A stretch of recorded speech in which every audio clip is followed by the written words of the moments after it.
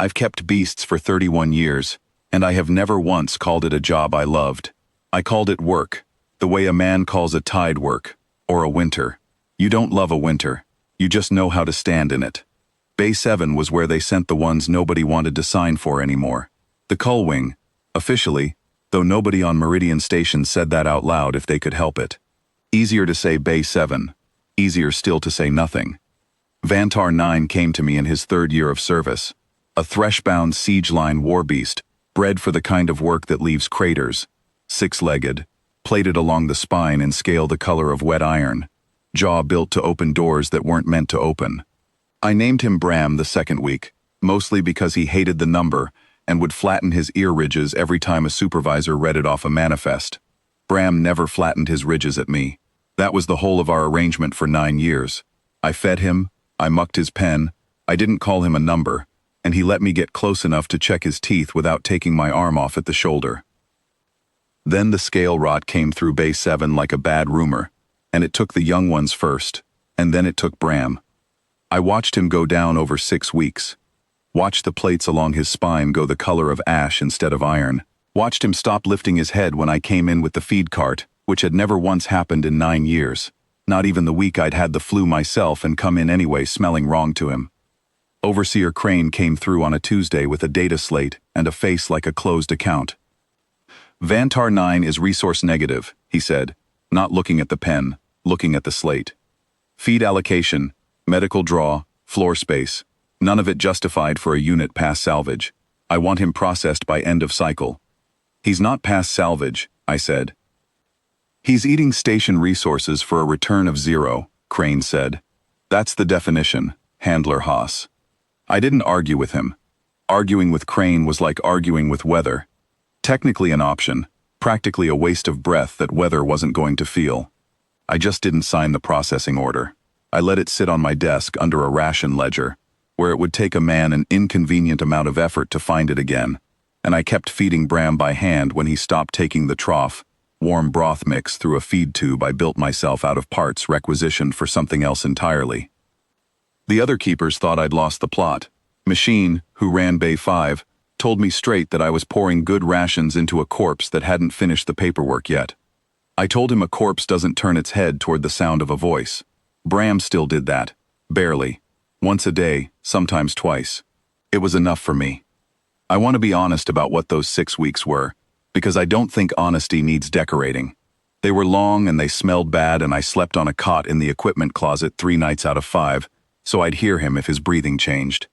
There was no music in it. There was no moment where I stood in a doorway and felt something swell in my chest. There was a sick animal, and a man with a feed tube, and the man kept showing up because the animal had, for 9 years, without being asked, and a debt like that doesn't expire just because the ledger's inconvenient. On the 44th day, his ear ridges came up when I walked in. Not much. An inch, maybe. But they came up, and he held my eyes the way he used to, before the rot took the shine out of his, and I sat down on the crate by his head and said the only thing I ever said to him in 9 years of pen work. Easy. Just hold still. He held still. His breathing evened out under my hand like something letting go of a held rope. By the 60th day, he was taking the trough again. By the 80th, he stood on his own, swaying like a new foal despite 600 kilos of siege plate, and put his head against my shoulder hard enough to nearly put me on the floor, which from Bram was the same as another creature weeping. I logged it as a recovery. I did not log the part where I disobeyed a direct processing order for 2 months running, because I am careful, not brave. Crane found out anyway. Overseers always do, eventually, and paperwork has a way of surfacing at the worst possible hour. He came into Bay 7 with 3 cull team guards and the specific, satisfied stiffness of a man who has already decided how a conversation is going to end.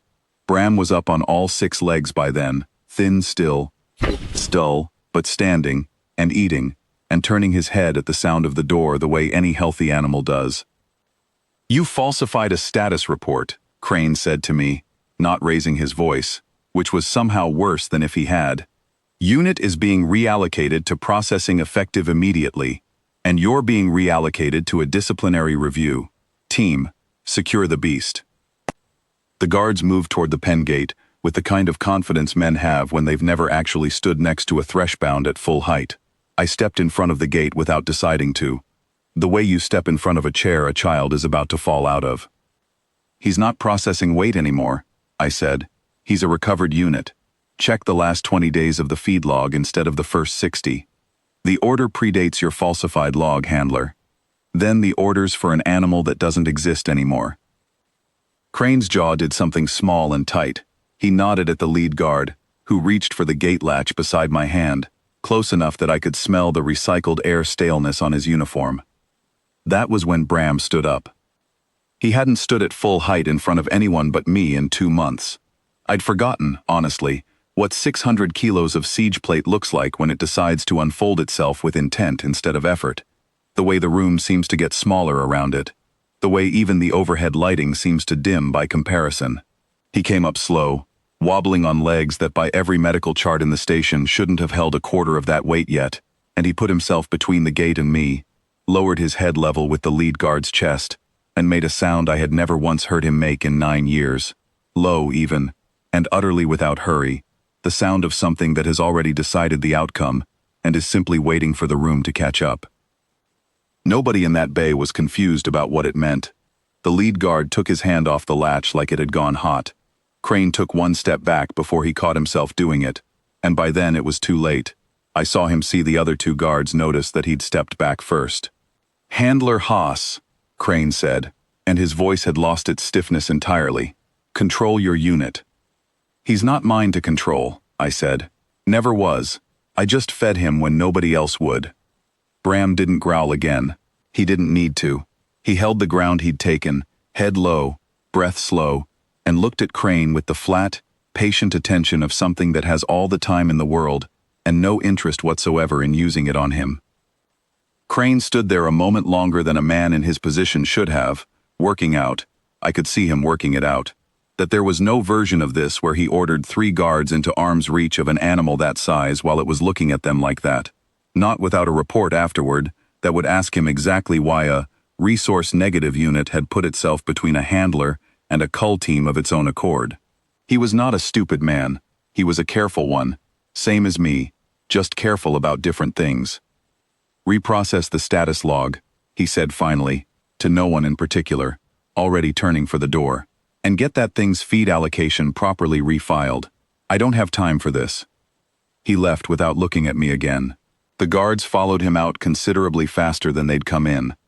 Bram held his ground until the door sealed, then folded back down onto the floor of the pen, with a groan like a ship settling, and put his head in my lap the way he had at 80 days. Only this time there were no guards to explain it to, and no order to disobey.